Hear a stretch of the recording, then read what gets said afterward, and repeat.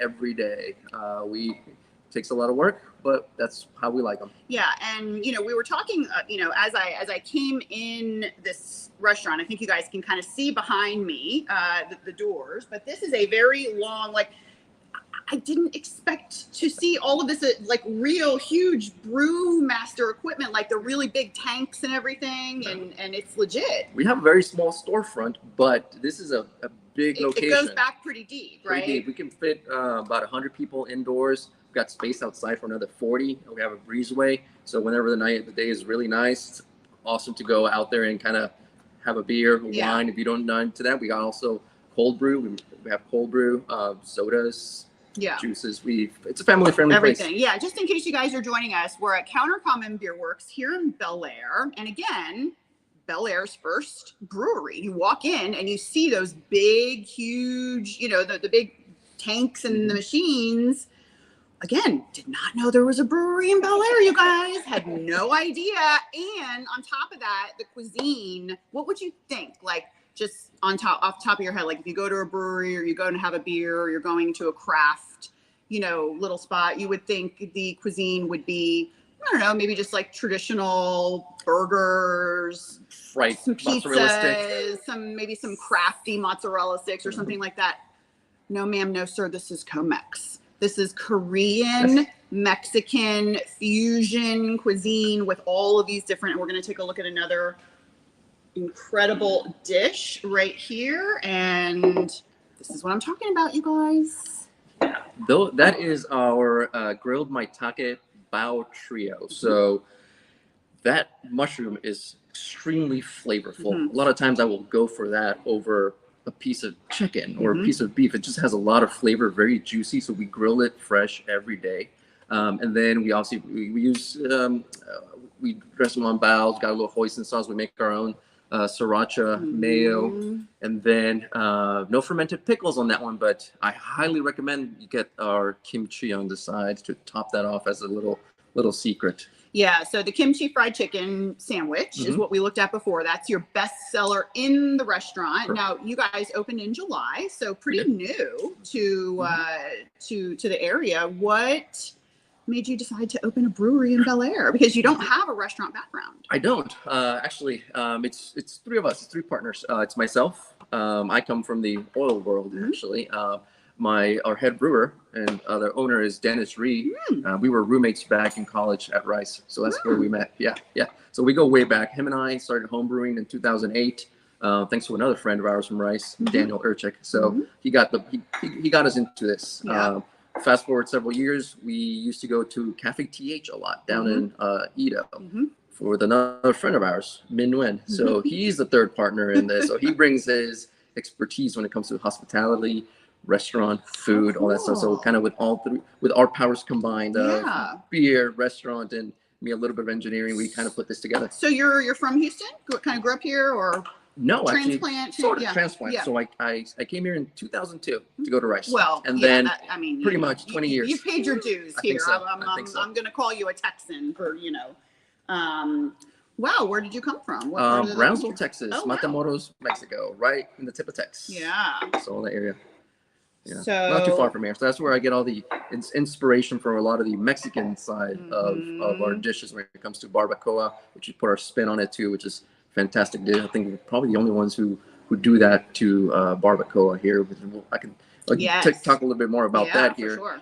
Where we take our beef, really nice juicy fatty cut, and then we braise it in pho spices for a certain amount of time. Long time. But at the end you get this, we call it Viet Coa. So it's barbacoa. There's Vietnamese, that fusion again, bringing in, Yeah, so and that goes great. I dress it, Mexican street taco style, cilantro, cebolla, a little bit of salsa and a lime, but we also offer it in the bao, which completely transforms that dishes. Yeah, completely. Just that hoisin sauce alone takes that dish to a different level. And the texture, it just completely. It's. I love Houston. I mean, was that kind of a big surprise when you came here for school? Were you surprised? Because even back in 2002, I mean, Houston was not getting the recognition back then.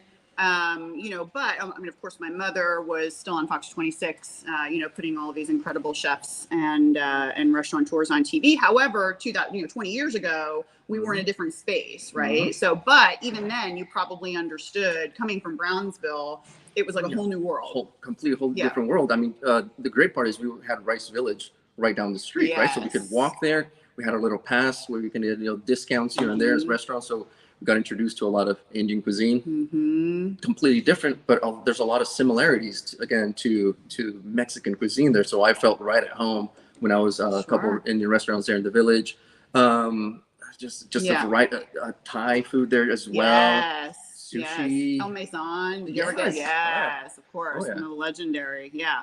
So that's what did it for you, basically. You came to Houston, fell in love with the food culture, and eventually turned your passion into a business with partners. Absolutely. Love it. Okay, so this is your traditional side salad. This is one of the choices on your first course. Talk about your dressing.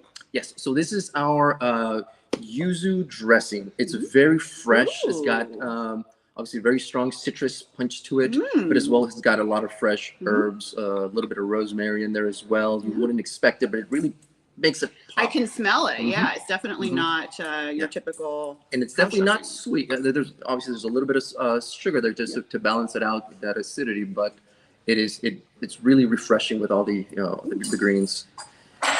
You know what this is, and again, this is not what you would expect to see when you come into a brewery. Correct, and that's kind of by design. We want to do something completely different to what you would see in a brew pub menu. So we took a typical pâte saillie and we put the CounterCommon spin to it. Again, you probably don't think about craft, in-house crafted beer paired with pâte saillie in the same. I do not, location. but I think it should be something that everybody thinks about. Well, Jaime, there you go. Come to CounterCommon for sure. No. So this is our pâte saillie. We kind of make our own sauce. Obviously sweet. It's got a little bit spicy, so I call it. That's the adult entree. But we also have a very extensive kids menu because we want to make CounterCommon family friendly, approachable to everybody. Somewhere when I put this together, I wanted to build a place where I can take my own kids, my own family there. So we have the kids pâte saillie, which is very similar to that. Remove a lot of the greens. Yes. Unless you want it. And the spice is gone. And I'm so happy to hear you say that. And I have to wonder if the fact that you kind of came from outside hospitality and spent the most of your life kind of in the rest of the world rather than in this world, because I have a 7-year-old, and so dining out has been tough for the last 7 years, and one of the things that I really have to do is I do have to research a restaurant. I prefer something with a patio, something where, the menu is, and what I've noticed is the restaurateurs who are embracing, the family space and really catering to it are doing very well, because that's not always been the case. There's this split, especially in fine dining, where people kind of think you're going out to eat. It's an experience. Of course it is, but they would like to be able to dine in peace without any children around them. And I get it. I totally do. But they're part of the population this too. is the real world, you guys. And so the cool part is we have an outdoor space that if the kids you can have run, an incredible outdoor space. You can go out there and just burn all the sugar that they just ate after eating our churros. Yeah, too. So, no, that's very, very smart that you're aware of that, because many times that is the sole reason on how I choose where I'm going to eat is it kid friendly? And all of these dishes for the kids menu have been vetted by my kids too. So yes, I love that. You make your kids try that. Have you ever done the spice and then they get too much spice? Oh yes. And I don't mean to laugh. She's the one who actually gave the thumbs up to our approved chicken fingers menu. Oh, good. Yeah, because they're marinated and brined, and I don't see that anywhere on the menu. I feel like you should give your child credit. Speaking of the menu, this is the EatDrinkHTX menu. They are offering a $20 2-course. It's a very valuable menu, and just in case you guys didn't know, and I'm sure that you know this, but Houston Food Bank, who's the beneficiary of this event, they cross-check the menu item prices of the regular everyday menu here with their Eat Drink menu to ensure that you as the diner are getting a great dining deal. And that's something that's a very important aspect, not only of this event, but of course Houston Restaurant Weeks, because it enables people to very easily try new places that maybe is outside of their neighborhood or maybe sometimes outside of their price range. And that's sounds like it's been happening with you too. The event has been bringing in some new faces. Oh, absolutely. Yeah. Some people that, from opposite part of town, they just looking through the restaurant list and they said, a brewery never knew you were here. A brewery is doing this. Like, yeah, come check us out. So yeah, we've made a lot of new friends that way, which is awesome. And they were coming for the food, and they saw that we were also offering a little discount on the beer and too. Speaking of that, and you did very smart. You offered a little discount on your beer too. So speaking of your beer, talk a little bit about what you've got going on in the back there. So right here, you're drinking our Paseo Blonde, which is our American blonde ale, very refreshing. Really nice, really nice. What we do here, what we like to do at CounterCommon is flavorful beers, but also at low alcohol content. So a lot of our beers are sub 5%. We have some IPAs, and we do bump up into the 6, 8.5 range, because those are tasty too. But at the end of the day, we want something that you can enjoy several of us and and still feel, No, that's beautiful. I mean, that's really beautiful. Thank you. Yeah. And all of these, that dark that's our dark lager. We call it the opposite of light, and because our motto is the opposite of common, which is actually in our name, CounterCommon. So we're the opposite of common. Really nice. Thank you. Yeah. Thanks.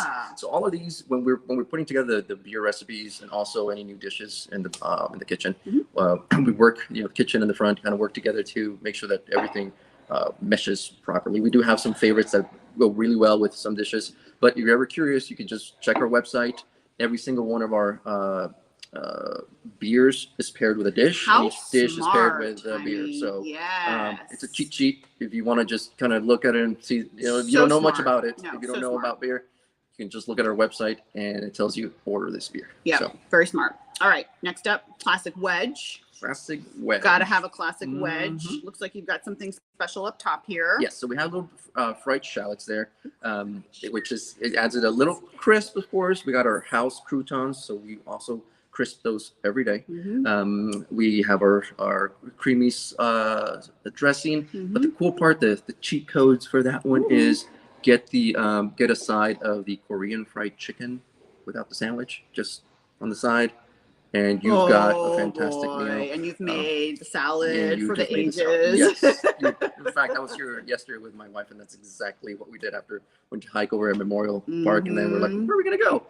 Oh, yeah, there's this restaurant. Did you guys see that new land bridge, right? That was, built by Tellefson, of course, one of our sponsors. Yeah, it was great. We checked it out yesterday. That's a big deal. Yeah, it was. We were thirsty, hungry, so we came straight.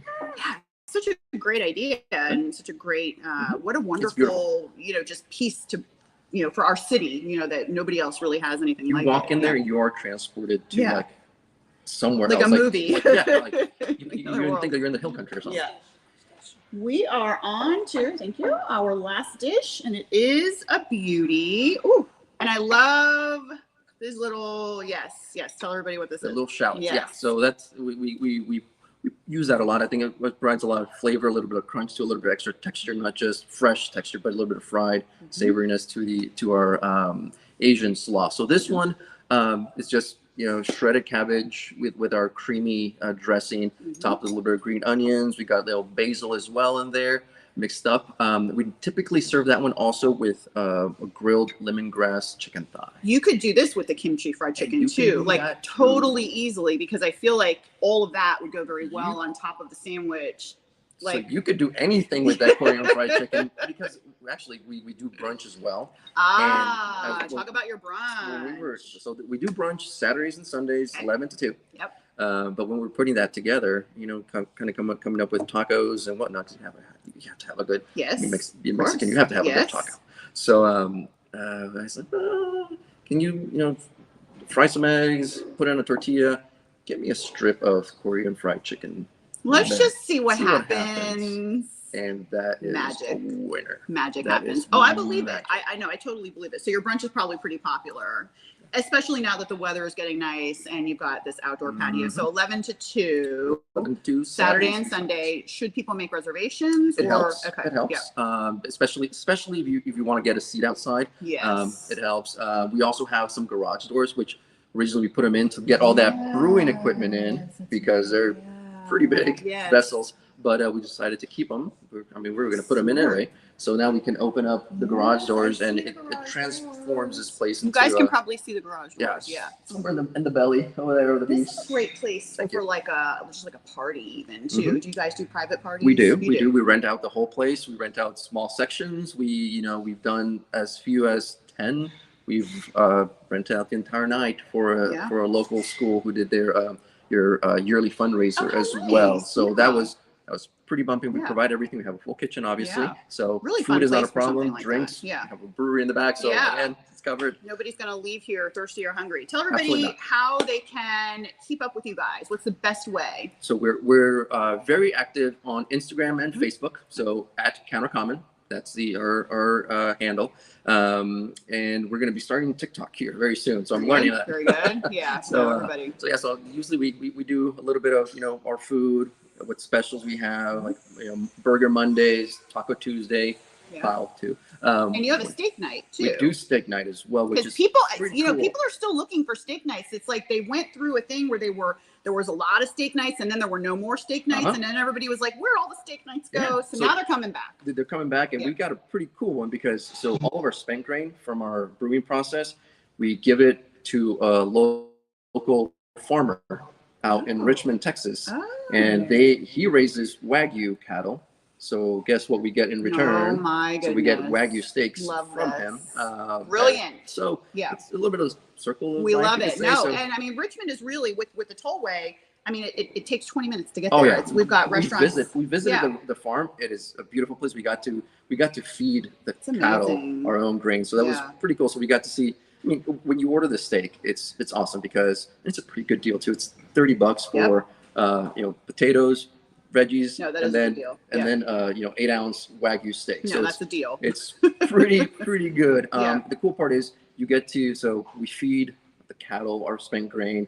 You eat that cattle and you can drink a beer from the same batch of the grain. Yeah. Wow, that is and that's so great. And again, one of the wonderful parts about Houston and being in Houston is having that ability and having that access, because not every city, even not every big city, has the ability to provide, every different kind of supply, from sauces to, linens to ingredients to, some places that just don't have the ability to do that. So this is one of the reasons why we're so lucky and able to really kind of go for it when you create your dishes and put your little spins on That's them. right. And offer a really nice experience to everybody who comes to CounterCommon, whether you're a foodie or you're not so adventurous when it comes to food.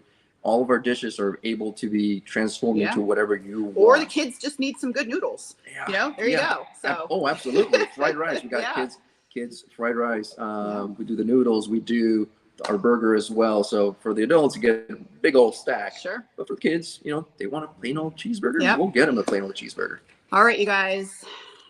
One of the last 2 days of Eat Drink HTX, but you guys can come out here anytime because you have a wonderful menu and lots of other choices, that are not on this menu, but you definitely should come out here and take a look at some of these other menu items, because I believe you're going to be surprised. This is just a glimpse of what their regular menu is, and they've got some other surprises on there as well. So this was such a wonderful discovery, and they just opened just a few months ago, and so we're so happy to be able to get out here and show you guys Bel Air's first brewery. That's right. Yeah. We're located in the Bel Air Triangle, right off of Bel Air Boulevard. So it's not really that difficult to get here. It's right here. Yeah. Just keep your eye out. Yeah, for sure. Pretty easy.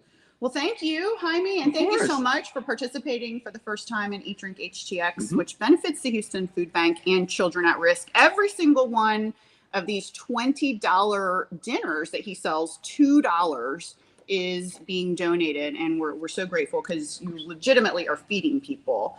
And these menus are on every single table. So come on out here, a couple more days of Eat Drink HTX, get an incredible meal, meet Jaime, support a local owned business, and we will see you guys in August for Houston Restaurant Weeks. Exciting. This concludes our Eat Drink HTX coverage on Fox 26. I'll see you guys Friday at the rodeo. See ya.